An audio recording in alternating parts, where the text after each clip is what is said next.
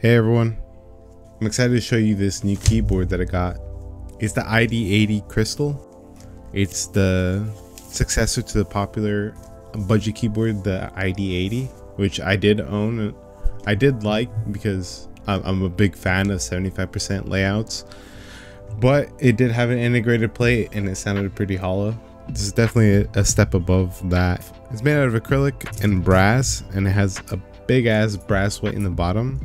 And it's a heavier keyboard than you would expect. I thought, you know, it being out of acrylic, it was going to be relatively light, even with the brass weight. But nah, this is a chunky boy. Yeah, I decided to build out this keyboard all stock, just to see what it sounds like. And then later on, in my next video, I'm going to be modding it.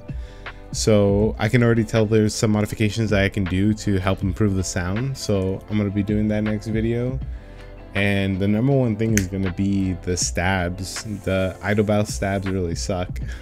If you watch KEBO Tech, you know, he advocates for the same thing, to just toss them out. But I wanted to try them out for myself, and yeah, I balanced them. I tuned them to the best of my ability, and after a little while, there was still a little bit of ticking, and I just couldn't get rid of it. So yeah, I'm going to be swapping those out for some Durox, and I think that alone is going to make it sound better. What really sets this keyboard apart is its aesthetics. It's a beautiful looking keyboard, and I think it's very unique in how it looks. So this keyboard shares a lot of similarities with the gmmk Pro. It's a 75% layout, gasket mount, hot swap PCB, RGB.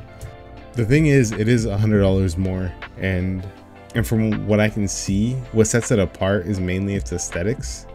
I think if you're a big fan of how it looks, I think you're really gonna love this keyboard. But in terms of sound and typing feel, you know, I'm not really sure about that yet.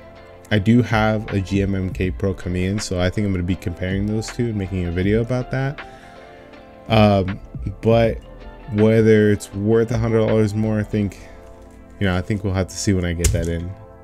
This keyboard does come with foam, but I don't think it's that necessary. There isn't much space below the PCB, and I think the foam is really muting the keyboard. I think I'm just gonna remove that once I go back and mod the keyboard. I think it should bring out a little bit more, bring a little bit more life into the keyboard. But yeah, I'm just gonna let the rest of the video play out and come back after the build is finished and give you my final thoughts.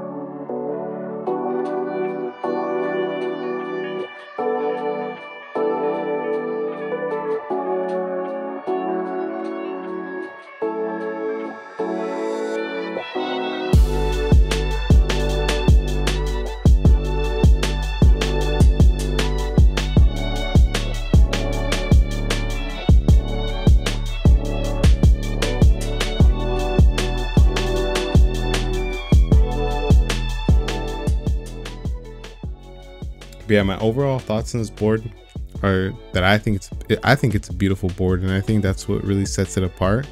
Yeah, it sounds a little bit muted, but I still really like how it sounds, and hopefully with those modifications it'll sound even better. Yeah, a little bit more about this board is that I built it out with the Cherry MX Hyperglides. It was lubed with 205 grade 0, and filmed with the KEBO Thick Films. I also spring swapped it with the TX Springs 63.5 slow curve spring. And the keycaps that I built this with are the AKKO Black&Pink ASA keycap set. Honestly, they're pretty nice. They're relatively thick and the legends are clear enough. I know for some reason the D is really thick. So these are AKKO's attempt at a SA type profile, but they're OEM height. So it just means they're shorter, but they're sculpted to look like SA profile. And honestly, I really like them. I'm not a big fan of tall keycaps. I don't like using wrist rest. So for me, I think this is great. You know, it's a good stepping stone to eventually try SA profile. Yeah, I'm really happy how it turned out. It's definitely a keyboard that I plan on keeping for a long time. So now I'm just gonna let the sound test play through. Thank you for watching.